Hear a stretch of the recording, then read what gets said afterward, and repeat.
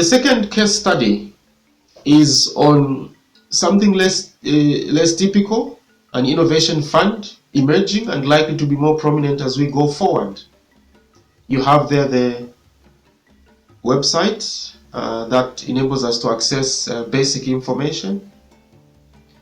We also see that they provide financing for cutting-edge innovations, things a little out of the ordinary, the kind of interventions that stretch the boundaries, that provide solutions in areas where such may not exist. This is a little more difficult because your innovation has to be very clear and targeted towards some very specific challenges that are being faced. In particular, you need to target challenges that cannot be solved exclusively by the private sector and also exclusively by the public sector. So you're working in that space between the two, where probably the resources that may be accessed may be in form of grants in part, apart from some maybe loan finance that may be at concessional terms.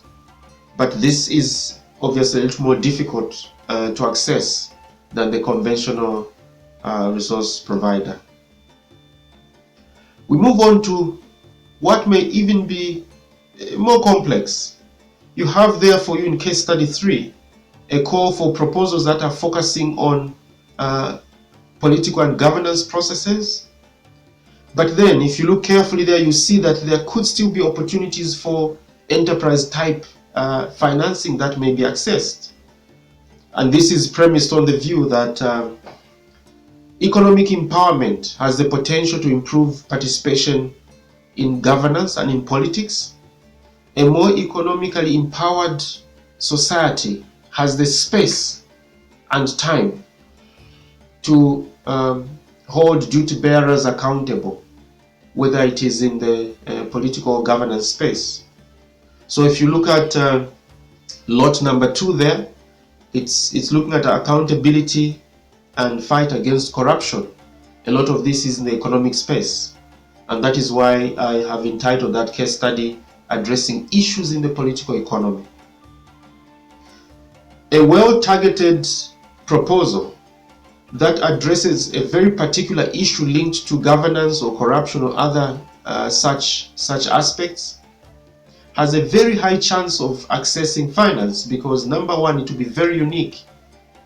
Number 2, it provides a more sustainable intervention because if it is linked to the economic sphere, then there's a high chance that once the issue is addressed, institutions shift to a point where, because of the working of economic systems, the intervention may be sustainable into the long term.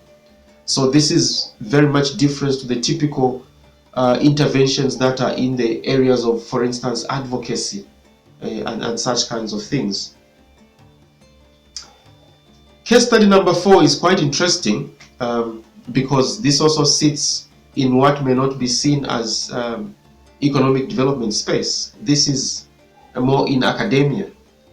It is possible to access financing for academic research, but applied research that addresses very specific enterprise development issues. Although the amount appears small in this particular case, we're talking about only $4,000, this is still a very significant amount because it may be very specific to a particular issue that may require information that can then feed into a bigger process that can then attract a larger amount of finance. Okay. Before I conclude this video, I just want us to be reminded that successful resource mobilization is about presenting a clear value proposition that is worthy of investment. Asante sana.